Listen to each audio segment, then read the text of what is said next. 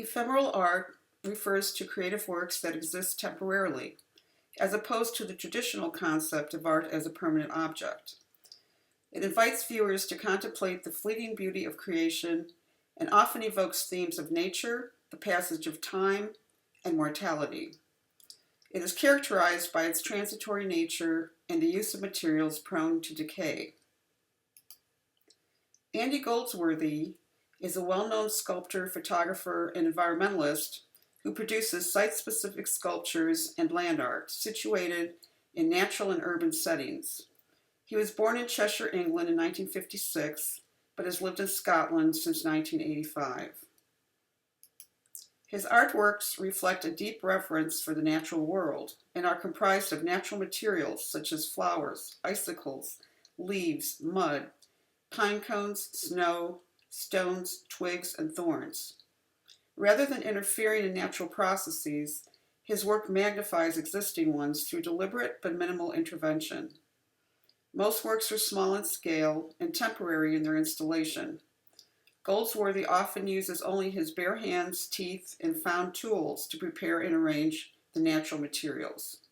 So these next few slides are his works with leaves, or some of his works with leaves.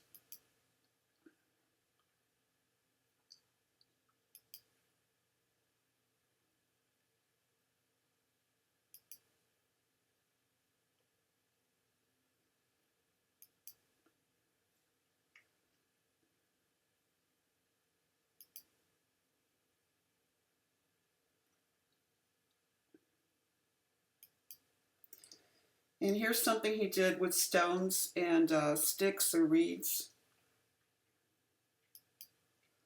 And also sticks or reeds, I don't know which. Because such works rapidly decay, photography plays a crucial role in his art. According to Goldsworthy, each work grows, stays, decays, integral parts of a cycle, which the photograph shows at its height, marking the moment when the work is most alive. Process and decay are implicit. So here's a work he did in ice. Photography also aids Goldsworthy in understanding his works as much as in communicating them to an audience. He has said, "Photography is my way of talking, writing, and thinking about my art." And another ice piece. And these are works in snow.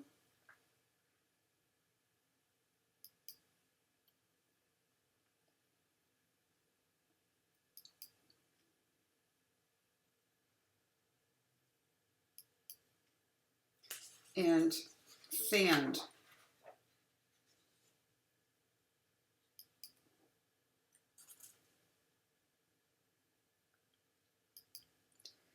So I'm not sure of the time frame of the works we just viewed, but they're earlier pieces. And these next couple are more recent. So this one from 2024 is made of nettle stalks pinned with thorns to the root of a fallen oak tree.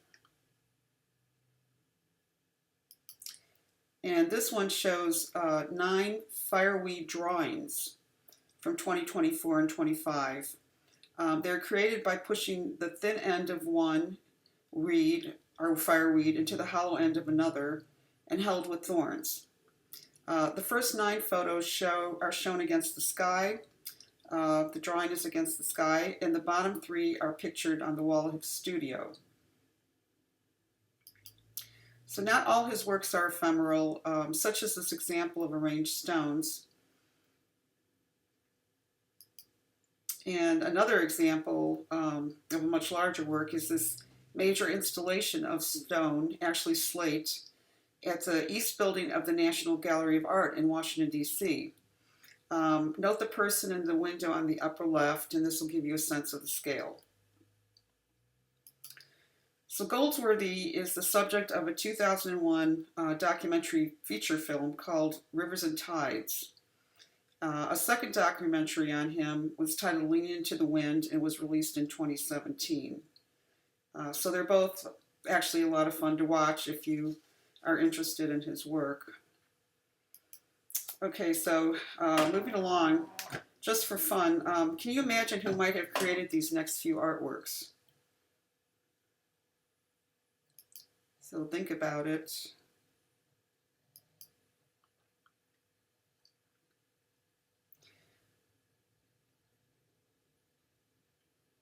So these structures are called bowers, and the artist is a bowerbird from a family of 20 species found in New Guinea and Australia.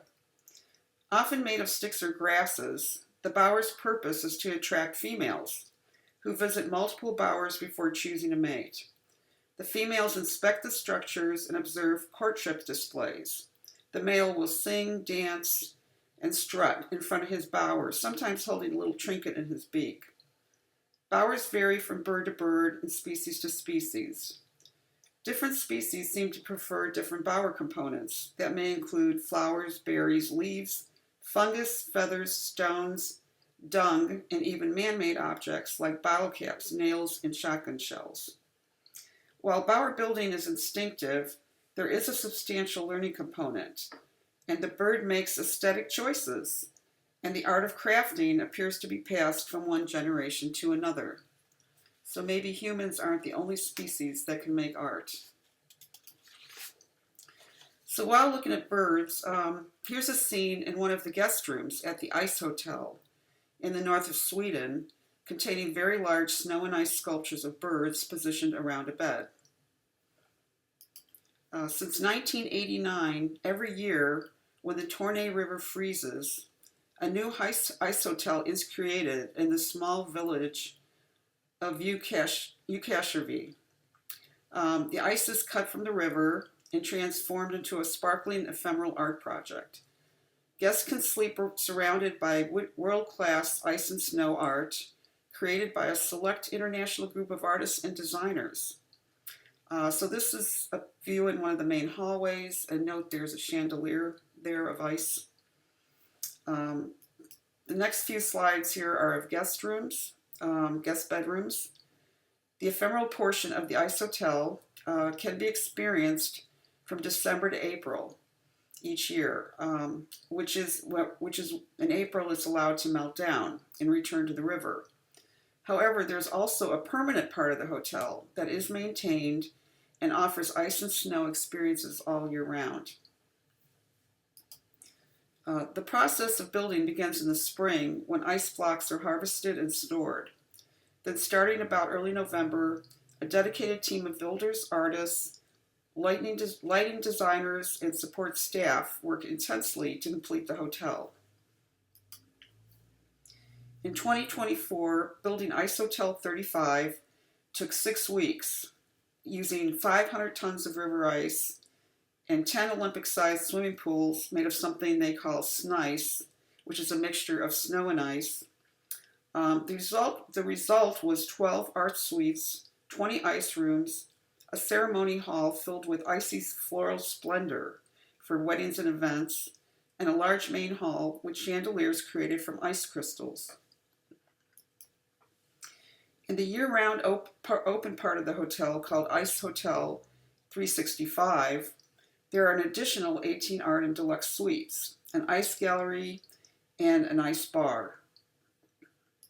And this is one last picture of a guest room. So there are many ice festivals held in the US and around the world that feature ice structures and sculptures. So here's just a couple of images. This one is from Belgium, and this is from Breckenridge, Colorado. And this is Harbin, China, which hosts the world's largest ice and snow festival, usually running from late December to early March. Like ice, sand is another important material employed in various types of ephemeral art. And there are many festivals that feature sand sculptures, like this one at Neptune's International Sand Sculpting Championship in Virginia Beach, Virginia. Sand is also used in a type of science art. Using a tone generator, a speaker, and a metal plate, a YouTube artist called Brush Pup shows how certain frequencies can vibrate sand into intricate patterns. The patterns increase in complexity as the frequency increases in pitch. So these photos illustrate sand vibration patterns occurring at various frequencies. Another type of ephemeral art created with sand are the sand paintings. Tibetan Buddhists have a tradition of creating mandalas from colored sand. When I lived in Denver, I witnessed monks, as in this photo, creating one of these mandalas at the Denver Art Museum. So on the right in the photo are the colored sands, and the photo on the left shows how they are applied in a very controlled way by the monks, sometimes just a few grains at a time, using a special funnel-type instrument. And this is a bird's eye view of a completed mandala. So once complete, the mandala is destroyed in a ceremony to symbolize Buddhist belief in the transitory nature of material life. The sand is collected in a special jar and transported to a river where it's released back into nature to disperse the healing energies of the mandala to sentient beings in the water and throughout the world. In the southwestern United States, Native Americans and Navajo also create ceremonial sand paintings. For the Navajo, the sand painting is a dynamic, living, sacred entity that enables healing, allowing a patient to transform his or her mental and physical state. And here's another example. The figures in sand paintings are symbolic representations of stories in Navajo mythology. They depict objects like the sacred mountains where the gods live, or legendary visions, or they illustrate dances or chants performed in rituals. So altars are another type of ephemeral art used for healing, religious, sacred, or psychological purposes. Brought up Catholic, I'm very familiar with altars and their uses, and I have a couple of books shown here, one on the left about women's altars, and the other on creating sacred shrines. And here's a beautiful example of a Mexican altar created for Day of the Dead, which is celebrated around November 1st. And this is the Day of the Dead image, but it's created with chalk. So chalk art or street painting is another type of ephemeral art. The first time I ever saw chalk street art was on a bridge near the Louvre in Paris about 1970, and I just thought it was the coolest thing.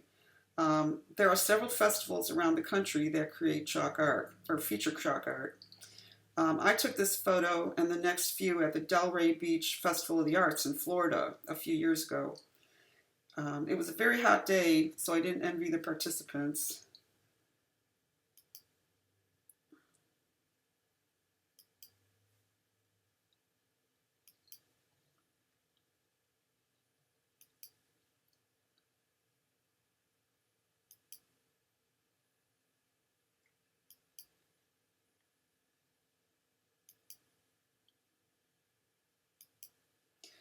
So these next three slides will be from the Denver Chalk Art Festival, which I found online.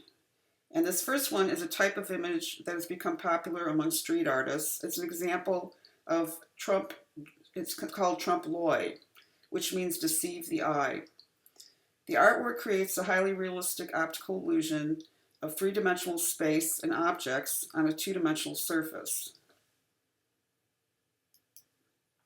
Another type of image that seems to be popular among chalk artists is the depiction of classic works of art, such as this one. And also this one by an artist called Steve Diorio, and he was also at the Denver Festival. And I really like a quote from him. He said, "I became involved in street painting in 2004 and create a few of these large-scale pastel chalk drawings each year. Many people are dismayed that these drawings are so transient, but I have found such freedom in this very issue. Nothing lasts forever. It has helped me realize that the true joy of my creative passion is in the moment, in the creative process, and sharing that with others." So fireworks might also be considered ephemeral art. In this photo, the fireworks are coupled with some drones. And here's another couple images created by drones.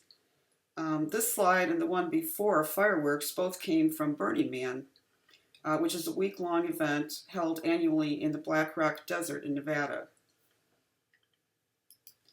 The event's name comes from its culminating ceremony, the symbolic burning of a large wooden effigy referred to as the Man, as shown in this photo from 2004.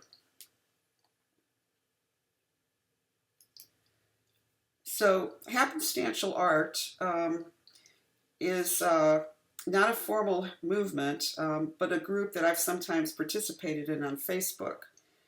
And it refers to a scene that you might happen upon in your environment that you think has art qualities. So you capture it in a photo. So a lot of this type of art could be considered ephemeral, as shown in these next 4 photos, which I took. This first one shows ginkgo leaves on a beautiful brick sidewalk in Washington, D.C. And these were icicles with beautiful shadow. And of my neighbor, these are my neighbor's gutter. This was some driftwood decorated with shells on a beach in Florida. Somebody else, created this with shells. But it's ephemeral because, a storm will wash it away.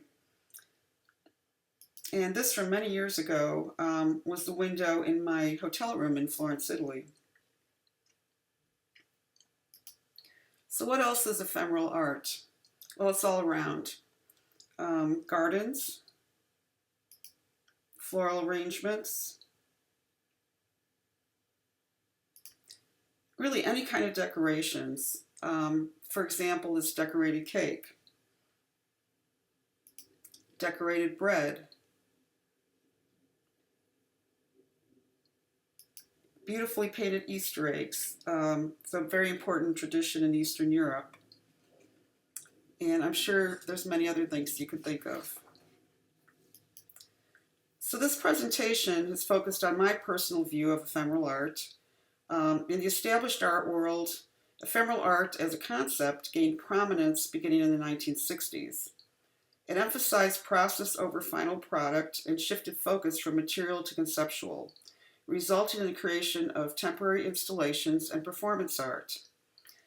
So before I close, I think I would be remiss not to mention some key figures in the movement, along with Andy Goldsworthy, whose work we viewed earlier. There's Yayoi Kusama, Japanese artist known for her immersive and vibrant temporary installations, including polka dot motifs and infinity mirror rooms. And one of her works, of course, is on the right. Yoko Ono, who we all know, she's known for her conceptual art and performance pieces. Banksy, the anonymous British street artist, well known for graffiti and stencil art. Marina Abramowicz is a well-known performance artist. And Joseph Beuys, he was a German artist who had a profound impact on conceptual and performance art from the very beginning in the 1960s. At the bottom left, I also include the link to an article that I used in this presentation. It's on a website called Art in Context, which seems to offer a lot of good resources on various art topics. So in closing summary, I just want to leave you with the thought that ephemeral art reminds us of life's impermanence and the profound beauty and meaning that can be found in the fleeting moments. Thank you.